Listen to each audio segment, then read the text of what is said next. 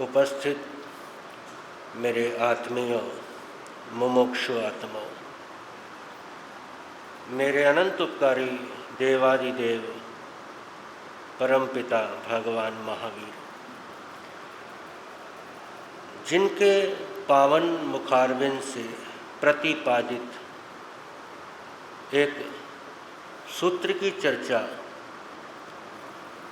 कल आपके बीच प्रारंभ की। कल प्रसंग चला दुख का मूल क्या है, और वो जो राग दुख का मूल भगवान ने बताया, दुख का ही नहीं जन्म मरण का भी मूल है।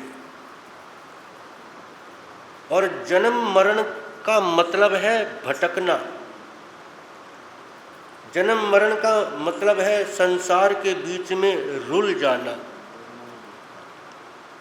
अनंत जन्मों से हम रुल रहे हैं,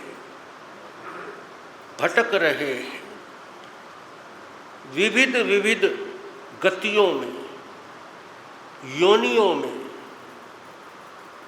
कभी सड़क पर चलते पशुओं को देखकर आपके मन में आता नहीं, किसी जन्म में तो इंसान होगा और आज जानवर बन के घूम रहा है। पिछला चतुर्मास हमारा दिल्ली में था, तो जब अशोक विहार हम जा रहे थे, रास्ते में कुछ युवक भी साथ थे, तो मैंने देखा, और हो सकता है ये सीन आपने भी देखा हो, कि एक कुत्ता कार की छत पे बैठा है। कोई खास बात नहीं, आम बात है। और हंसी तब आई कि और थोड़ा आगे गया तो एक कुत्ता किसी ने स्कूटर खड़ा किया हुआ था, तो छलांग मार के उसकी गद्दी पे बैठा है। तो जो मेरे साथ चलने वाले थे बोला, महाराज जी वो पीछा कार पे बैठा था और ये। मैं कहा भैया बात की गहराई समझी, ये कुत्ता किसी जन्म में इंसान था। किस में बैठता था? कारों में बैठता था। अब बेचारे की हसरत तो पूरी हो नहीं सकती, गाड़ी के अंदर तो बैठ नहीं सकता। अब अपनी वो पिछले जन्मों की भड़ास निकाल रहा है। किस पे बैठा है? कार की छत पे बैठा है। अब कुत्ता बन गया तो एक्टिवा पे बैठ नहीं सकता, तो किसी के स्कूटर पे बैठकर, गद्दी पे बैठकर क्या निकाल रहा है? किसी जन्म की वो भड़ास निकाल रहा है कि मैं भी कभी। सोचना, ये भटकाव है, ये जन्म मरण है, ये रुलना है, ये फजीती का होना है। और इसका एक ही कारण है। क्या है? रागो या 202 कमबियन राग है। तो आत्मा के इस तमाम झंझट का, जंजाल का कारण भगवान ने राग बताया है। मगर चलो, अब वो तो कल की बात हो गई। कल हमने दुख की चर्चा की, लेकिन आज किसकी करेंगे? सुख की करेंगे। आप सभी सुख चाहते हो, सुख की इच्छा रखते हो, हम सुखी हो जाएं, ऐसा चाहते हो। भले गर्दन ना हिलाओ, लेकिन अंदर से तो एक जो आंसर आ रहा है वो आपको भी पता है, मुझे भी पता है। सुखी होना चाहते हैं। लेकिन अब आपसे एक प्रश्न पूछ लूं, जल्दी जल्दी से उत्तर दे देना। टेम्परेरी सुख चाहिए कि परमानेंट? बड़ी जल्दी बोले, कौन सा चाहिए? परमानेंट चाहिए। टेम्परेरी यानी 4 दिन की चांदनी वाला वो नहीं चाहिए, स्थायी सुख चाहिए। अब जल्दी से बता दो, जो सुख आपके पास है वो टेम्परेरी है कि परमानेंट है? बड़ी मजे की बात है, मानते हो इस बात को कि हमारे पास जो सुख है वो कौन सा है? टेम्परेरी मतलब अस्थाई, मतलब हमेशा रहने वाला नहीं। तो स्थायी सुख कौन सा है? एक सुख है मन का, दूसरा सुख है आत्मा का। मन का सुख मिटेगा, 100% मिटेगा। उसकी वजह है, मन के सुख के मिटने की वजह है क्योंकि मन कभी भी एक चीज के ऊपर टिक के रहेगा नहीं। आज उसे ये वाली चीज पसंद आ रही है ना, तो सारी उम्र यही वाली पसंद आएगी ये कोई जरूरी नहीं। नया मॉडल आएगा, नई वैरायटी आएगी, मार्केट में नई चीज आएगी, तो जो यूज कर रहे हो अब मन उससे भर गया है। अब मन किसे देखने लग जाएगा? जो नया है उसकी ओर आकर्षित होने लग जाएगा। यानी अब उसमें सुख प्रतीत नहीं हो रहा, कुछ नया चाहिए। और मन का नियम है चेंज एंड न्यू। क्या नियम है? चेंज। लुधियाना वालों, अभी मैं सुबह महाराज जी किसी के घर गए थे दर्शन देने, वो भाई साहब शायद पीछे बैठे ना, तो मैं उनसे बात कर रहा था कि जब हमारा लुधियाना में चतुर्मास था सबसे पहला 96 में, तब रूपा मिस्त्री गली में कितने घर थे? तो वो भाई साहब बोले जी कितने, सारा जैन समाज ही कहाँ था, वहाँ था। लेकिन अब थोड़े से बढ़ने शुरू हो गए। क्या बढ़ने शुरू हो गए? पैसे बढ़ने शुरू हो गए, धन बढ़ना शुरू हो गया। अब जैसे धन बढ़ा तो मन ने कहा चेंज, मन ने कहा बदल ले, मोहल्ला बदल ले, घर बदल ले, ये गली तंग है बदल ले इसको। कहाँ आ गए? जहाँ हमारा चमासा वहाँ आ गए, सिविल लाइन आ गए। मगर थोड़े से और पैसे बढ़ गए, थोड़ा और काम, थोड़ा और सीजन बढ़िया लग गया। कहाँ आ गए? अब सिविल लाइन से भी बाहर और बड़ी बड़ी कॉलोनियाँ हैं। जैनपुर है, वो क्या बताइए आपने, एक सीएम वैली बताई थी भाई साहब ने, या हाई फाई। यानी समझना, मन का एक नियम समझ लेना कि जब उसने चेंज किया तो उसको लगा इससे ये बेटर है, लेकिन वहाँ आने के बाद भी टिक के बैठेगा नहीं, अब और आगे चलेगा, और आगे चलेगा। मन का नियम है, कभी भी एक सुख से रजता नहीं, कभी भी एक सुख से संतुष्ट नहीं होता, और चाहिए, चेंज एंड न्यू चाहिए। लेकिन स्थायी सुख कौन सा है? वो मन का नहीं है, वो आत्मा का है।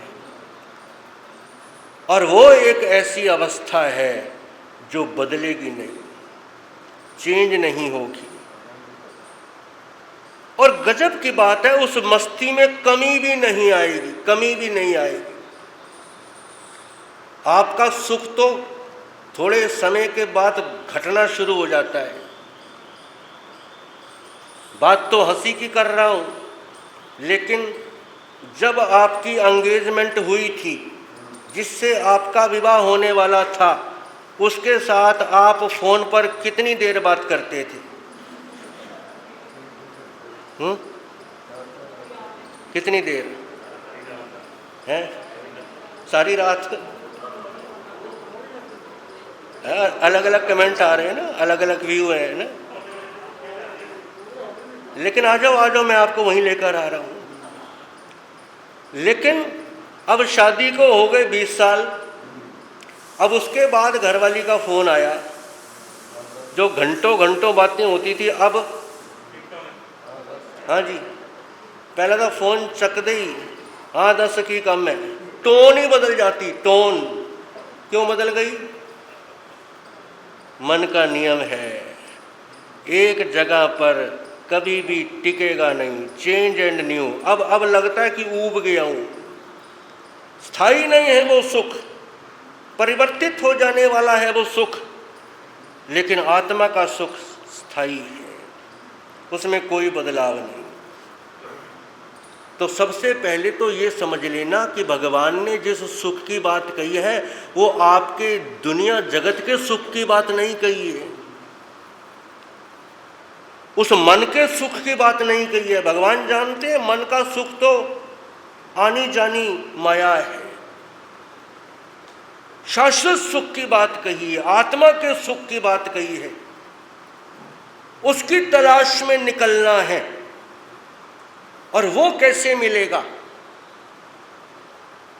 तथागत बुद्ध एक गांव में पधारे, बड़े लोग आए उनके दर्शनों को, प्रवचन सुनने आए। प्रवचन हुआ, सत्संग हुआ, तो एक व्यक्ति बीच में खड़ा हो गया, हाथ जोड़ के बोला, भगवान एक प्रश्न पूछना है। पूछो।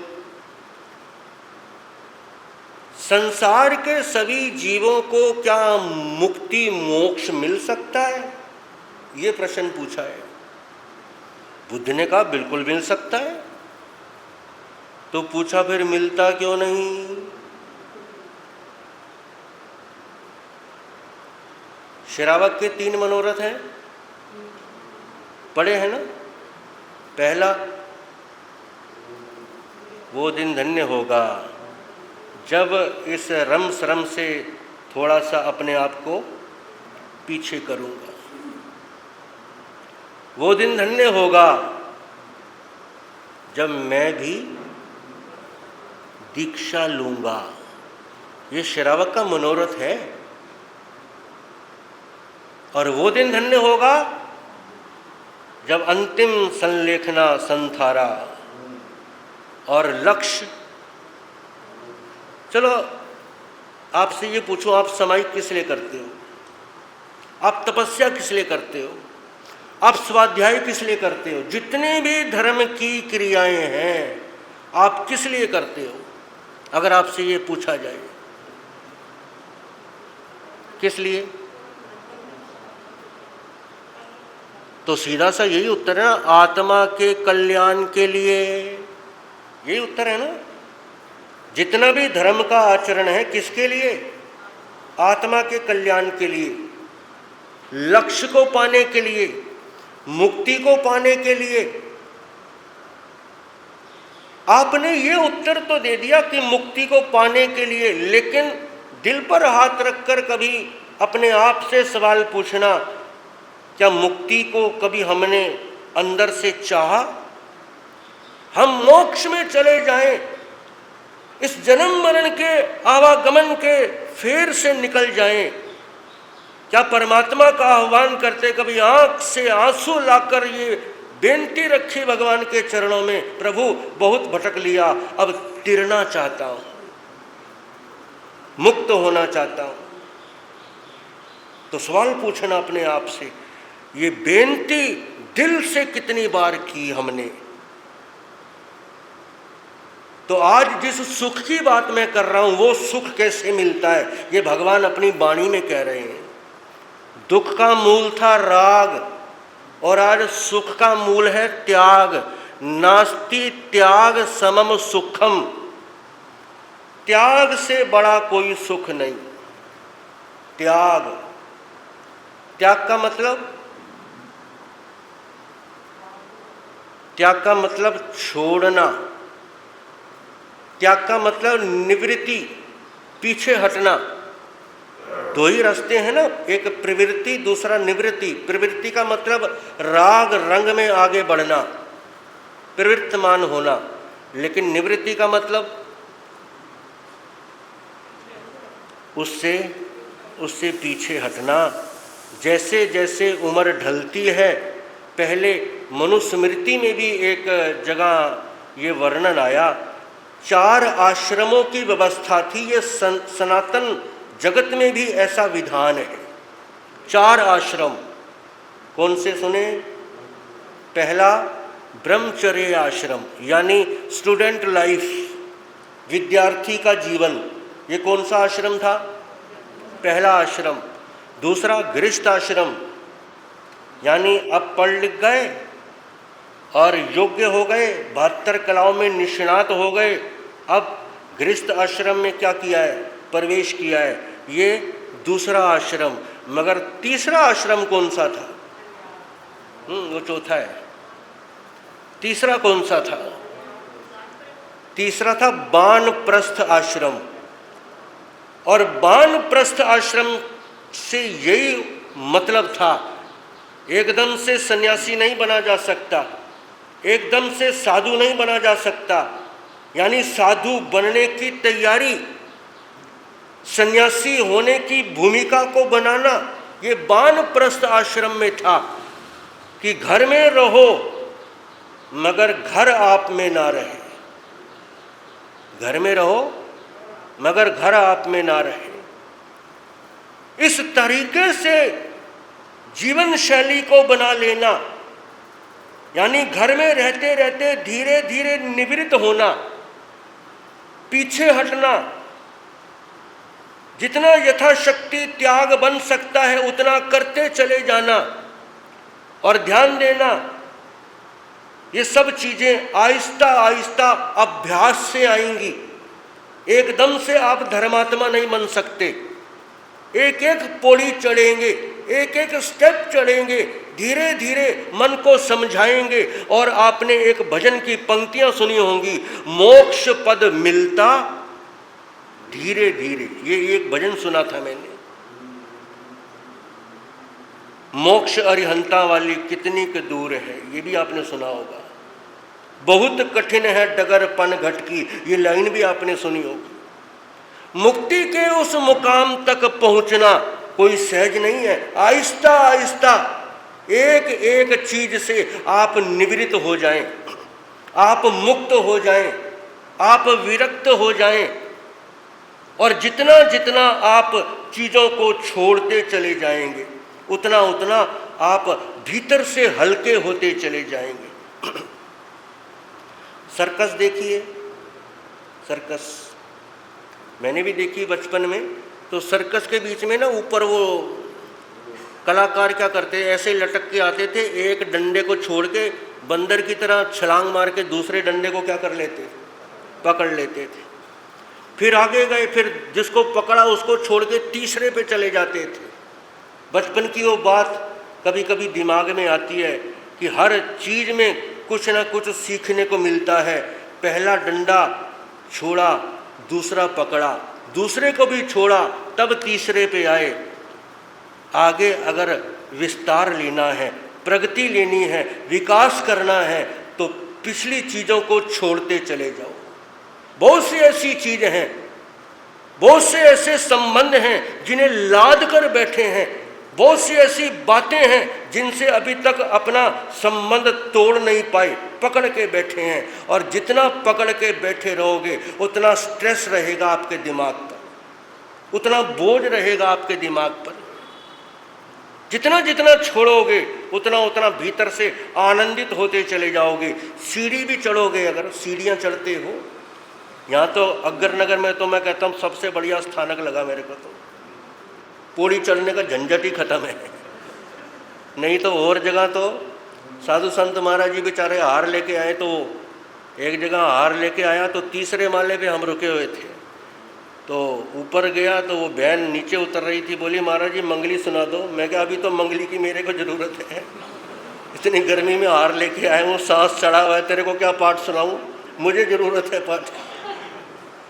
चलो ये तो शुगल की बात हो गई।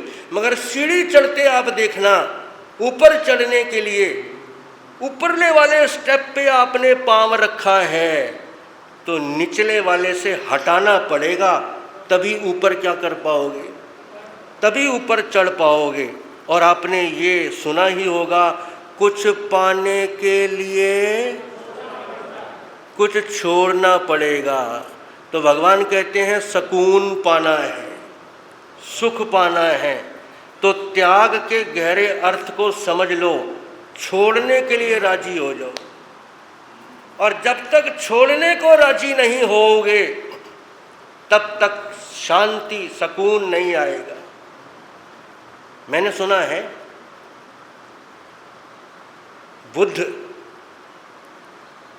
बुद्ध जब राजमहलों को छोड़कर सन्यासी बनने के लिए निकले, तब किसी ने बुद्ध से एक बात कही। राजकुमार, क्योंकि राजा के बेटे थे, जिस सत्ता को पाने के लिए, हुकूमत को पाने के लिए, राजपाट को पाने के लिए दुनिया के लोग जप तप करते हैं, आपको तो अनायास अवेलेबल है, उपलब्ध है, लेकिन आप इसको फिर भी छोड़ के जा रहे हो। बुद्ध मुस्कुराए, मुस्कुराने के बाद कहा, कौन से महलों की बात कर रहे हो, कौन से महलों? इन महलों की? इन महलों में तो मुझे लपटें उठती दिख रही हैं, लपटें। सामने वाला समझा नहीं, उसने कहा महाराज लपटें कहाँ हैं?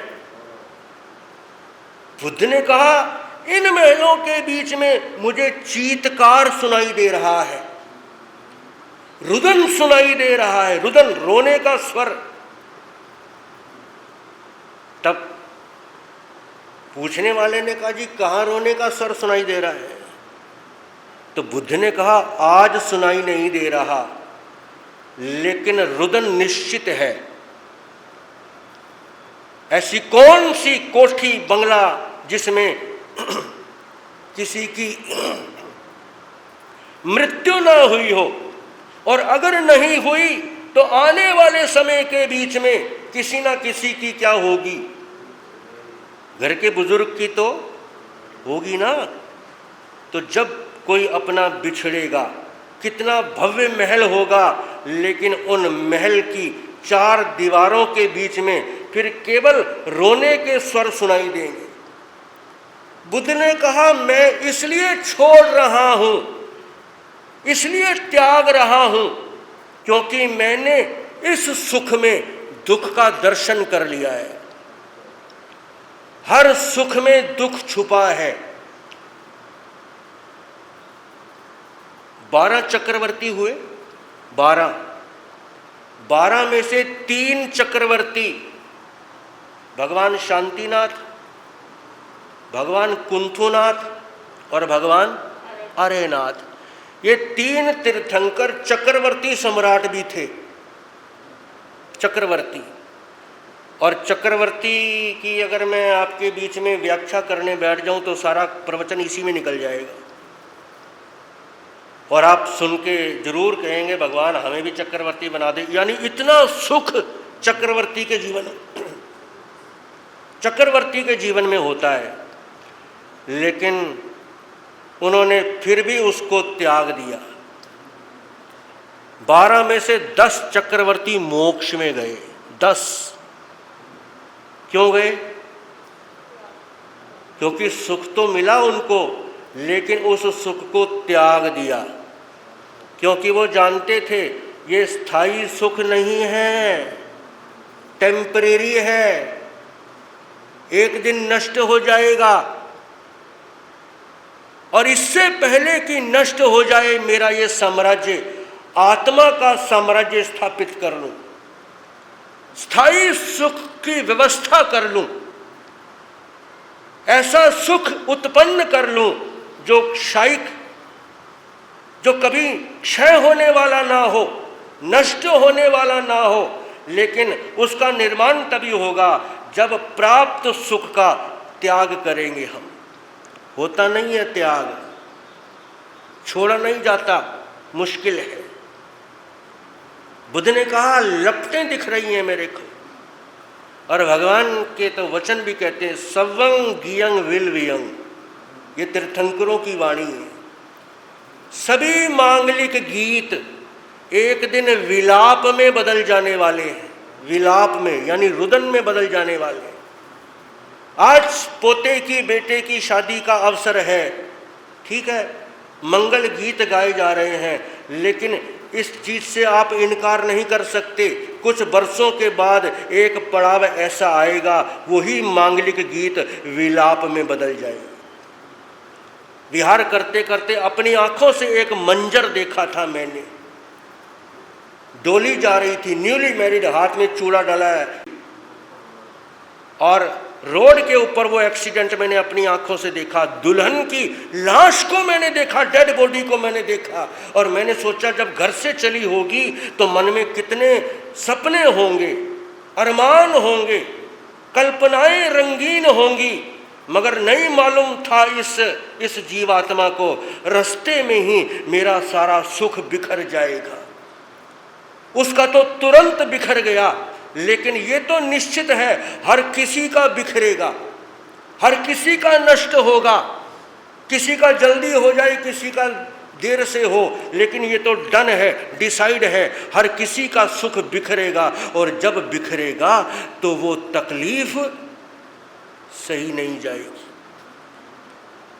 तो भगवान ने उस तकलीफ को सुख में पहले ही देख लिया, हिस्से में आएगी ये तकलीफ।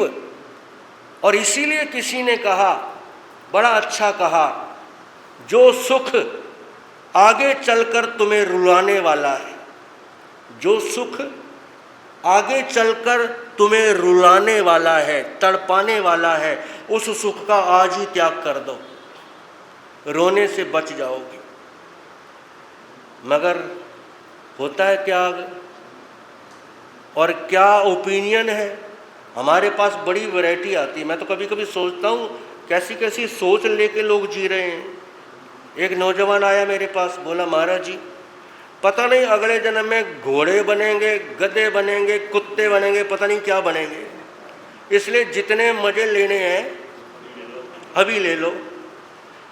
मैं हैरान हूँ, यानी पहले ही तैयार है गधा बनने के लिए, कुत्ता बनने के लिए पहले ही तैयार है। और ये सोच के ही बैठा है कि मैंने गधा घोड़ा बनना है, तो वो फिर अपने जीवन में क्या त्याग कर पाएगा। मैं कहा कह रहा है कुत्ता बनना है, गधा बनना है, मगर कुत्ते की दुर्गति देख, और दुनिया के बीच में एक ही मौत बदनाम है, बदनाम मौत है, जानते हो? अगर किसी की बड़ी दर्दनाक मौत हो तो आप क्या कहते हो? किसकी मौत मरा है? कुत्ते की मौत मरा है, ऐसे बोलते हो। तूने कह दिया कि कुत्ता बनूंगा, मगर कुत्ते की मौत जब मरना पड़ेगा तो पता चलेगा कि कुत्ते की मौत होती क्या है। तो समझो वो तकलीफ हिस्से में ना आए, इसलिए भगवान कहते हैं बुझो, समझ जाओ। जिंदगी पाने वाले सुन, जिंदगी पाने वाले सुन, तूने दुनिया में है क्या किया,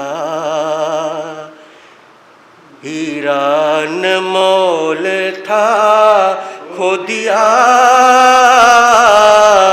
जिंदगी पाने वाले सुन, तूने दुनिया में है क्या किया, हीरा अनमोल था खो दिया। जिंदगी पाने वाले सुन। वानप्रस्थ आश्रम, और आपकी भाषा में, जैन धर्म की भाषा में श्रावकाचार, बात एक ही है। श्रावकाचार, श्रावक, और भगवान का धर्म तो इतना प्यारा है, 12 के 12 नियम नहीं अगर ले सकते, जितने ले सकते हो उतने ले लो। 12 भी नहीं ले सकते तो कम से कम एक तो ले सकते हो, और वो करते हो आप, बैठे हैं ये सब बैठे हैं। 12 में से कौन सा व्रत है ये सामायिक, ये कौन सा व्रत है? ये 9वां व्रत है। और वास्तविक सामायिक की पूरी जिंदगी में एक बार भी स्पर्श ना हो गई, रोज ना सही, पूरे जीवन काल में पूनिया श्रावक जैसी एक सामायिक भी अगर हो गई तो समझ लेना जीवन भर की सामायिक भविष्य में रख करने की नींव समझो आपने रख दी। केवल 48 मिनट के लिए इस झंझट से पीछे हटना है, त्याग करना है अपने राग रंग मोह की दुनिया का। एक बात कहूं आपसे, धर्म करना आसान है कि मुश्किल है? जल्दी जल्दी जवाब दो। धर्म करना आसान है या मुश्किल है?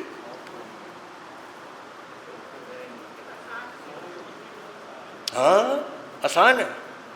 धर्म करना आसान है तो मुश्किल क्या है? मुश्किल है पाप का त्याग करना।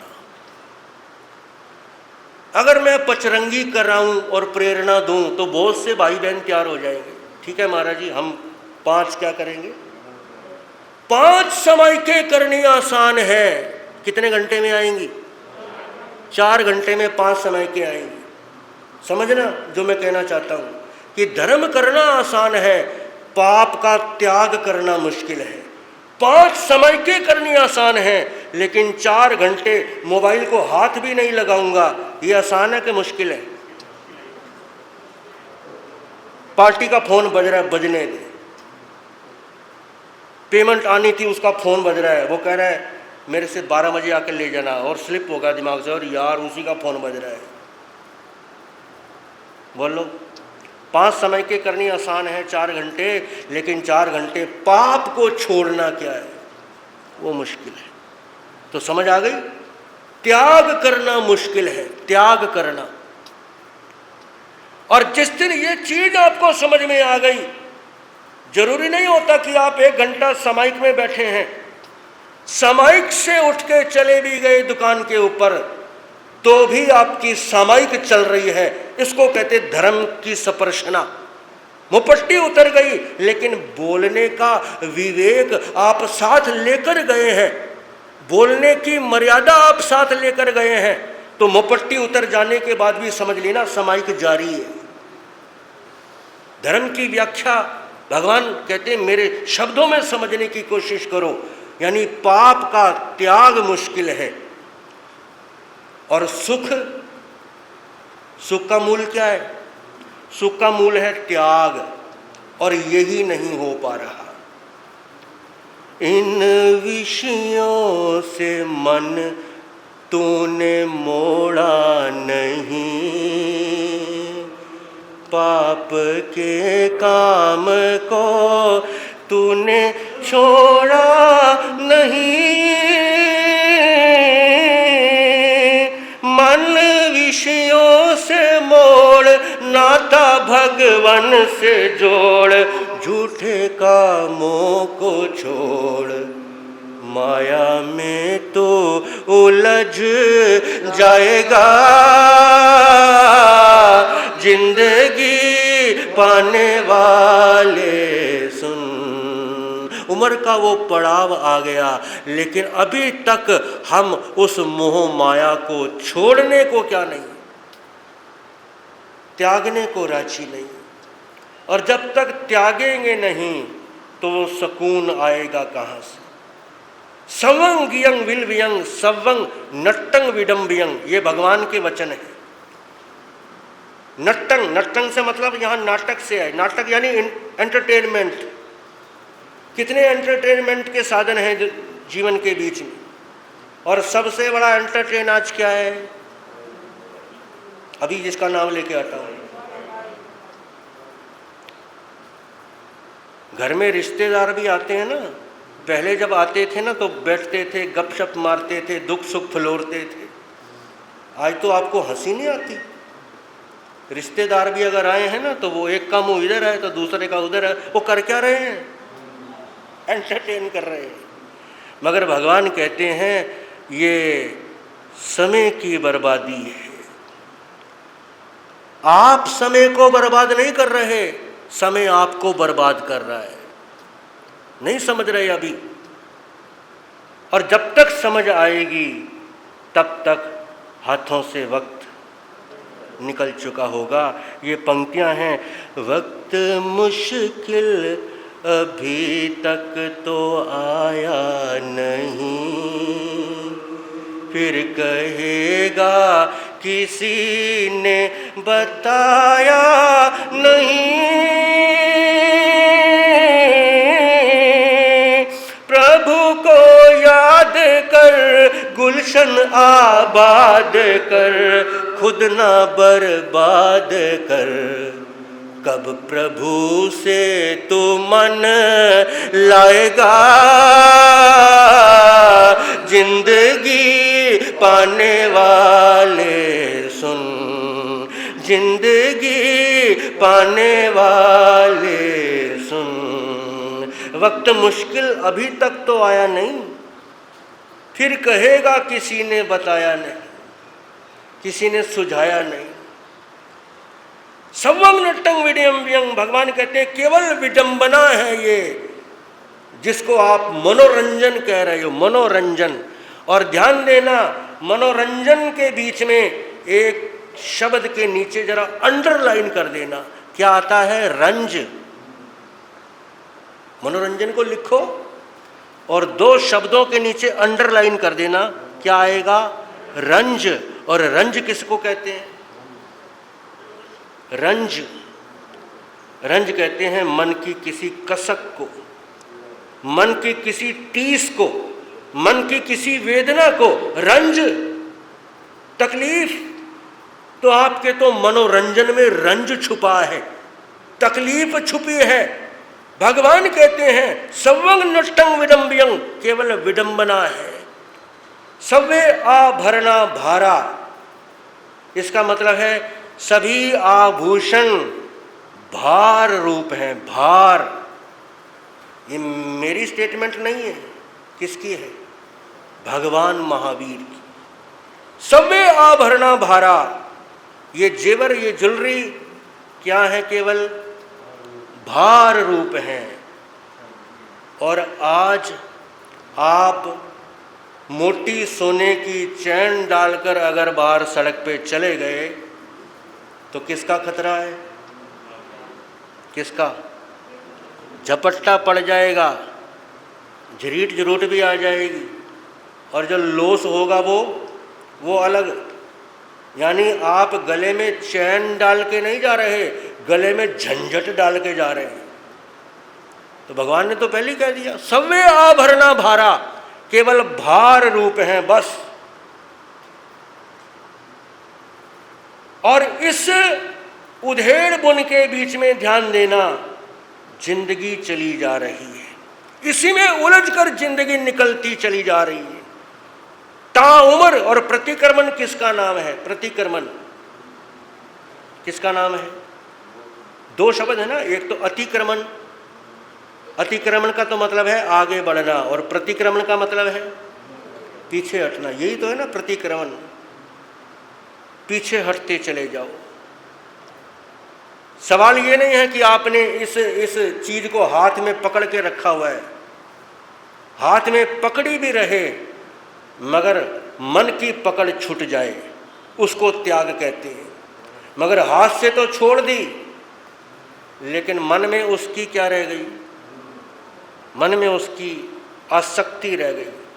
भर्तृहरि का नाम सुना है? भर्तृहरि राजा हुए, राजपाट छोड़कर क्या बने? सन्यासी बने। और एक बार किसी ने पान खाकर थूका हुआ था,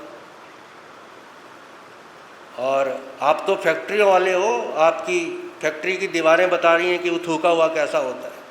क्योंकि लोग हमें कभी कभी चरण डलवाने के लिए ले जाते हैं ना, तो वो कारीगर कहाँ थूकते हैं, सारी दीवारें गंदी कर देते हैं। तो पान खा के किसी ने थूका हुआ था और कुछ ऐसा हुआ कि बीच में हवा का ऐसा एक करिश्मा हुआ, बबूला सा बन गया। चांद की रोशनी पड़ रही थी तो भर्तृहरि को क्या मुगालता लग गया, ये रतन है। क्या मुगालता लग गया, रतन। तो सोचने लगा यार इतना रतन कीमती यहां पड़ा है सड़क के ऊपर। तो जैसे ही रतन के पास आकर उसे उन्होंने उठाना चाहा तो क्या क्या हुआ, सारा हाथ गंदा हो गया। छी, ये क्या हो गया, बड़ी घिन आई। लेकिन अपने ऊपर पछतावा हुआ, अपने ऊपर अफसोस हुआ। इससे अनमोल रतन थे मेरे पास खजानों में, उनको छोड़कर आ गया। मगर बाहर से तो छोड़ के आ गया हूं, अभी अंदर से छोड़ना बाकी था। इसीलिए थूक के ऊपर क्या पड़ गया, मेरा हाथ पड़ गया। अगर अंदर से भी छोड़ चुका होता तो कम से कम आज मेरे हाथ गंदे। तो ध्यान देना, त्याग कैसा करना है, बाहर का नहीं, भीतर का त्याग। भगवान महावीर नंदीवर्धन के आग्रह पर 2 साल घर में महलों में रुक गए थे। मगर महलों में रुके रहने के बावजूद वो जिए कैसे, राजकुमार बन के जिए, कैसे जिए। बस ये जीवन शैली अपना लो। हम संत लोग आपको साधु बनने के लिए नहीं कह रहे, दीक्षा लेने के लिए नहीं कह रहे। हम तो कह रहे हैं आप उम्र के उस पड़ाव पे आ चुके हो, बच्चे आपके बड़े हो चुके हैं, कारोबार उन्होंने संभाल लिया है। अब उस स्टेज के ऊपर आ गए हो कि जैसे मेरे वर्धमान रहते थे महलों के बीच में, अपनी कोठियों में, उस अंदाज से रहने लग जाओ। और फिर देखना क्या मस्ती आएगी, फिर देखना क्या आनंद आएगा। और वो सुकून, वो सुख जिसे शाश्वत सुख कहते हैं, घर में रहते रहते मान लेना उस सुख की आपने नींव रख दी, नींव, बुनियाद रख दी। भविष्य में जरूर ऐसी देव गुरु धर्म की शरण मिलेगी हमें कि शाश्वत सुख को पाने के हम अधिकारी बन जाएंगे। लेकिन शुरुआत कहां से, बिगिनिंग, स्टार्ट किधर से, कि हम अब सिमटना अपने आप को, समेटना अपने आप को शुरू करते।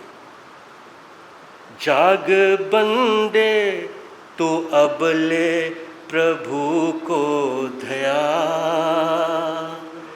हीरा न मोल अपना तू यूं ना गवा, ख्वाबे गफलत न सो जागते ही रहो, प्रभु नाम कहो, मुक्ति इस नाम से पाएगा, जिंदगी पाने वाले सुन, जिंदगी पाने वाले सुन, तूने दुनिया में है क्या किया, हीरा अनमोल था खो दिया, जिंदगी पाने वाले सुन। और जिसने अंतिम समय की अवस्था आने तक अपने आप को निवृत्त नहीं किया तो ध्यान देना उसका समाधि मरण नहीं होगा। समाधि मरण, समाधि मरण समझते हो? मैंने एक बात पढ़ी तो बड़ी हंसी आई मुझे पढ़कर। 2 आदमी बातें कर रहे थे। एक आदमी बोला, भाई मेरे पिताजी 200 करोड़ की संपत्ति छोड़कर गए, मेरा बाप 200 करोड़ छोड़ के मरा। दूसरा बोला, मेरा बाप 500 करोड़ छोड़ के मरा। तो पास में एक भिखारी बैठा, वो हंसने लग गया। अब उनको लगा ये हमारी हंसी उड़ा रहा है, बड़ा गुस्सा आया उनको, बदतमीज हंस क्यों रहा है। कहता जी अब मैं भी कुछ कह दूं। तू क्या कहेगा, तेरे पास है क्या कहने को, कल सुन तो लो। आपके पिताजी 200 करोड़ छोड़ के मरे, आपके पिताजी 500 करोड़ छोड़ के मरे, और मेरे पिताजी सारी दुनिया को छोड़ के मर गए। अब बात तो उसकी कैसी भी थी, लेकिन इसकी एक चीज आपको समझ में आई, चाहे 200 करोड़ वाला है चाहे 500 करोड़ वाला है, जाना तो छोड़ना तो सबको पड़ेगा। और जिसने जीते जी छोड़ दिया, जीते जी निवृत्त हो गया, त्याग कर दिया। और अभी मैं तीसरे श्रावक के मनोरथ की बात कर रहा था, संथारा संलेखना, उसमें भी क्या है, हर चीज का त्याग, चारों आहारों का भी त्याग, खाने पीने तक का त्याग, मोह ममता का त्याग, सब चीज का त्याग। और ऐसे त्याग से युक्त होकर जब समाधि मरण होता है उसे महाप्रयाण बोलते। बस समझ लेना, ऐसा समाधि मरण अगर आ गया, 3 या 4 जन्म से ज्यादा उसकी जीवन यात्रा संसार में है नहीं, मोक्ष को उपलब्ध हो जाएगा। मगर कौन, जिसको ऐसा समाधि मरण आया है। किसको आएगा, हृदय से स्वेच्छा से जिसने ये त्याग कर दिया है। लेकिन जो अंतिम शैया पर पड़ा हुआ भी, अंतिम शैया पे पड़ा हुआ भी अपने बेटे को कह रहा है दुकान दी चाबी किथे है, उसका समाधि मरण नहीं। तो भगवान ने शाश्वत सुख को पाने का जो एक मूल बताया है वो क्या है, त्याग। कि एक उम्र के फासले पर अब आ गए हो और अब कहो, और आपने वो लाइन जरूर सुनी होगी, चाह गई चिंता गई मनवा बेपरवाह। जिसको कुछ नहीं चाहिए वो ही शहंशाह। शहंशाह कौन, आप किसी भी बहुत बड़े आदमी की, करोड़ों अरबों पति की, जिसको आप जानते नहीं, उसकी कोठी में आप जा सकते हो, वो घुसने देगा आपको? हम जा सकते हैं? मेरी बात की गहराई समझ आ रही है? आप नहीं जा सकते, हम जा सकते हैं। क्यों?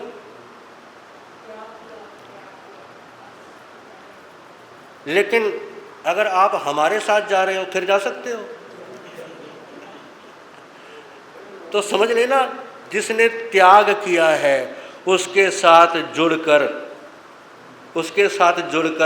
एंट्री पास तो वहां भी मिल जाएगा।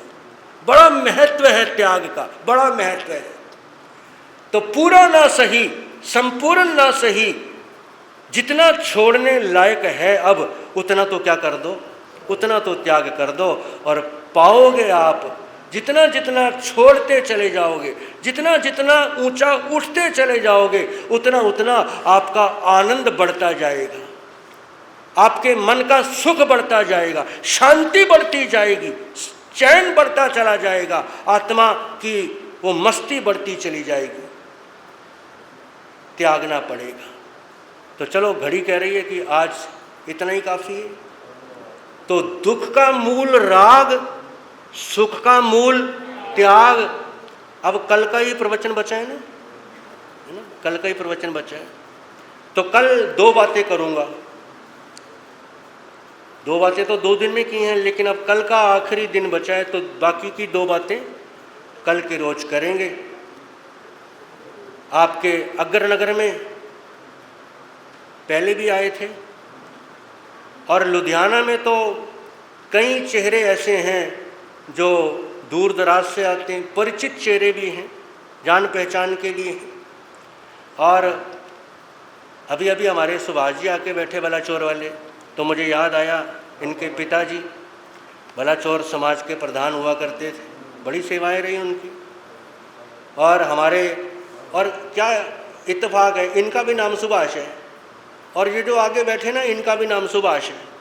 हमारे महाराज जी का नाम भी, क्या बात है। और कभी कभी मुझे बड़ा अच्छा लगता है, ये जो हमारे सुभाष जी बैठे ना इधर आगे समाइक करके बैठे हैं, तो जब इनका विवाह हुआ था तो महाराज जी बैरागी थे तब। तो ये सुभाष भाई गुरु जी के पास आए और बोले जी मैं ताड़े बैरागी नू ना ब्याह च लेके जाना है। तो हमारे गुरु जी कहते हैं भाई देख बैरागी है तो इसको तो इस झंझट में क्यों ले रहे हैं, ये बस ये मेरा एक बेनती समझ लो। तो इतना एक अनुरोध उन्होंने गुरुदेव के चरणों में किया। तो मैं कभी कभी महाराज जी से हंसता हूँ कि महाराज जी आप तो सुभाष जी की बारात में भी गए थे।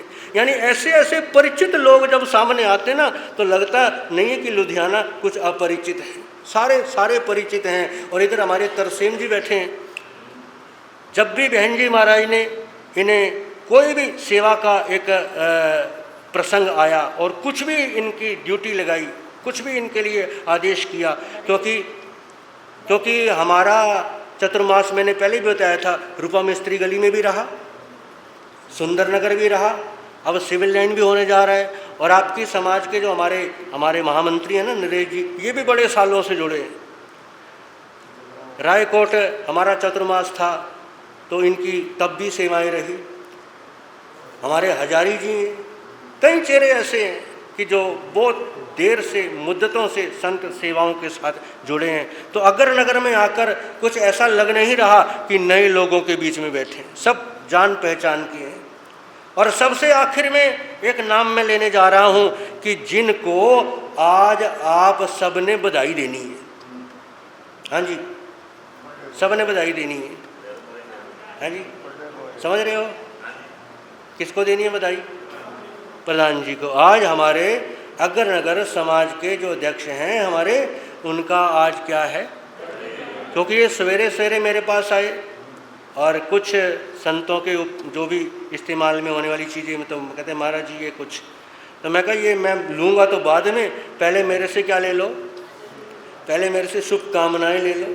तो प्रधान जी का आज जन्मदिन है, तो जन्मदिन के अवसर पर संत लोगों का तो एक यही भाव होता है कि भाई समाज की, संतों की, धर्म शासन की सेवा और प्रभावना, सेवा और धर्म शासन की प्रभावना, जो भी व्यक्ति इस कार्य के बीच में संलग्न है उसको आशीर्वाद ऐसे हाथ उठा के देने की जरूरत नहीं होती। उसके लिए आशीर्वाद हृदय से क्या हो जाते हैं, हृदय से निकलते हैं। तो प्रधान जी के लिए एक यही संदेश है कि आप तो वैसे भी समाज के प्रधान हो और मेरे ख्याल से कोई साल आप खाली रखते नहीं हो। इस बार तो चलो साध्वी जी अस्वस्थ हो गए कि जिसकी वजह से चतुर्मास नहीं हुआ, लेकिन अग्रनगर में मैंने सुना है बड़े बड़े क्या होते हैं, चतुर्मास होते हैं। तो आप सब बड़े भाग्यशाली हैं कि जो आपके इस स्थानक में क्या होते रहते हैं, चातुर्मास होते रहते हैं। जिनके घर पर हम रुके हुए हैं, ये माता जी हमसे कल कह रही थी कि जी वैसे तो चातुर्मास के बीच में मेरा ये घर बिल्कुल पास ही पड़ता है, लेकिन इस बार मुझे थोड़ी सी क्या हो गई, दिक्कत हो गई, क्योंकि यहाँ पर क्या नहीं है, चातुर्मास नहीं है। अब दूर सुदूर माता जी को ले जाने के लिए थोड़ी व्यवस्था इनको भी मतलब महसूस हो रहा था कि इस बार ये जो चातुर्मास है ये क्या नहीं हुआ, ये अग्रनगर में हुआ नहीं। मगर चलो कोई बात नहीं, प्रधान जी प्रयास करते हैं, आप समाज के लोग प्रयास करते हो, किसी न किसी साधु पूजनीय मुनि भगवंत को या साध्वी जी महाराज को लाकर क्या कराते हो, चातुर्मास कराते हो और शासन की प्रभावना करते हो। तो इन सब की जो धर्म की भावना है और अभिवृद्धि की ओर जाएं, ऐसी मंगल कामनाएं करते हुए अपने वक्तव्य को मैं क्या दूंगा, विश्राम दूंगा। आज 5 मिनट ऊपर हो गए, लेकिन कल ध्यान रखूंगा कि समय की क्या रहे, समय की पाबंदी बनी रहे। हमारे मंत्री जी कुछ कहना चाहेंगे? हाँ, उसके बाद महाराज साहब का मंगल पाठ। हाँ, महाराज जी ने अभी भी बताया कि आज प्रधान जी का जन्मदिन है, तो इस खुशी में उनकी ओर से क्या है, प्रभावना भी है, तो प्रभावना का प्रसाद भी आप सब लेकर जाएं।